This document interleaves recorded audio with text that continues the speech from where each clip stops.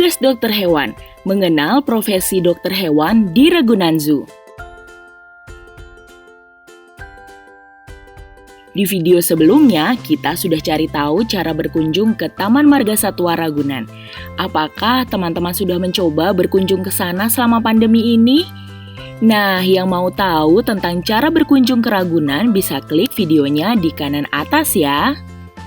Kali ini, Bobo akan ajak teman-teman untuk berkenalan dengan profesi yang ada di kebun binatang. Apakah teman-teman bisa menyebutkan profesi apa saja yang ada di kebun binatang? Betul, salah satunya adalah dokter hewan. Nah, di video kali ini, kita akan berkenalan dengan profesi dokter hewan. Sebelum lanjut videonya, jangan lupa like, subscribe, dan nyalakan lonceng notifikasinya ya. Apakah di antara teman-teman ada yang bercita-cita menjadi seorang dokter hewan? Kalau teman-teman sangat memperhatikan kesehatan hewan peliharaannya, bisa jadi profesi ini cocok untuk kamu. Karena dokter hewan bertugas untuk menjaga dan merawat kesehatan satwa. Nah, kali ini Bobo berkesempatan berkenalan dengan dokter hewan yang ada di Taman Marga Satwa Ragunan. Kenalkan, ini adalah dokter hewan Nindya Ananda Putri. Teman-teman bisa memanggilnya dengan dokter Nindi. Dok, sebenarnya apa sih tugas dari dokter hewan? Jadi kalau tugas itu kita pertama menjaga agar kesehatan satwa itu tetap sehat. Dokter hewan harus memperhatikan kesehatan seluruh satwa liar maupun hewan peliharaan. Nah, karena satwa di Taman Marga Satwa Ragunan merupakan hewan liar yang tetap harus dirawat dan dijaga kesehatannya, maka diperlukan penanganan khusus ketika melakukan perawatannya.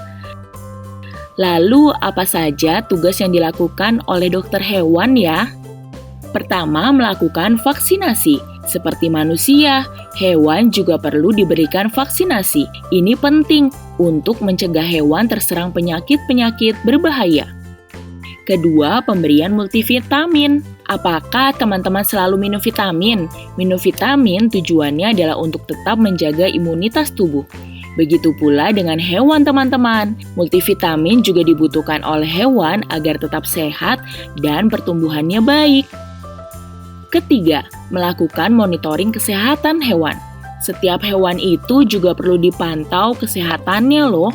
Apabila ada perubahan perilaku, perawat hewan akan selalu memberikan informasi kepada dokter hewan. Dokter hewan akan mencari tahu sebab dari perubahan perilaku hewan tersebut. Dok, ini beda nih perilakunya, misalnya lebih pendiam, kurang nafsu makan. Terus nanti perawatnya pasti ngubungin kita. Nah, terus nanti kita langsung datang ke tempat, terus kita melakukan pemeriksaan. Biasanya dari pemeriksaan kotorannya, pemeriksaan bentuk fisik tubuhnya, misalnya lebih kurus atau obesitas, misalnya gitu. Keempat, memberikan pengobatan dan perawatan bagi hewan yang sakit. Nah, apabila ada hewan yang sakit, dokter hewan akan memberikan resep obat atau cara perawatan khusus sesuai dengan keluhan satwa. Tapi kemudian misalnya satwanya sakit, terus kita juga tetap mengontrol misalnya makanan apa yang boleh dikasih sama satwanya. Misalnya kayak dia mengalami penyakit ambeien gitu kan. Terus dia nggak boleh makanan dengan serat tinggi. Terus jadi kita memberikan makanan yang lembek. Dokter, apakah semua dokter hewan akan bekerja di Taman Marga Satwa? Nah, kalau di dokter kan dokter spesialis. Nah, kalau di sini sebenarnya nggak ada kalau di dokter hewan ya.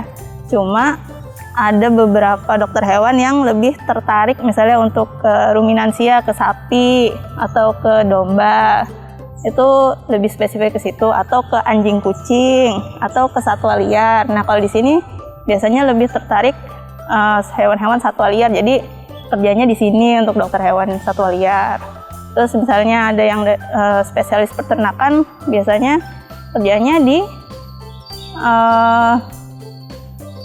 dinas peternakan gitu. Wah, ternyata seru sekali ya menjadi dokter hewan, teman-teman. Apakah teman-teman jadi semakin tertarik untuk menjadi dokter hewan?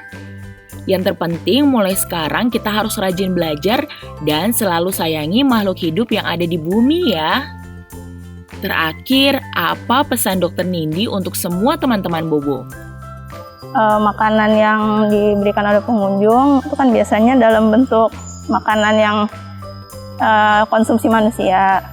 Ya itu nggak boleh karena beda satwa, beda makanannya. Misalnya kayak ada satwa yang boleh dikasih, misalnya monyet, ada monyet yang boleh dikasih makan buah, tapi ada juga monyet yang nggak boleh dikasih makan buah gitu. Itu bisa mempengaruhi pencernaannya. Wah, kalau gitu mulai sekarang bila berkunjung ke kebun binatang atau taman marga satwa, lebih baik kita biarkan saja satwa-satwa liar tersebut. Jangan mencoba untuk memberi makan karena beda satwa akan berbeda pula makanan dan perawatannya. Ini penting agar hewan-hewan yang ada tetap terjaga keberadaannya. Teman-teman, jangan lupa kunjungi website untuk anak ya, bobo.id. Like, comment, share, dan subscribe juga ke channel Bobo yuk!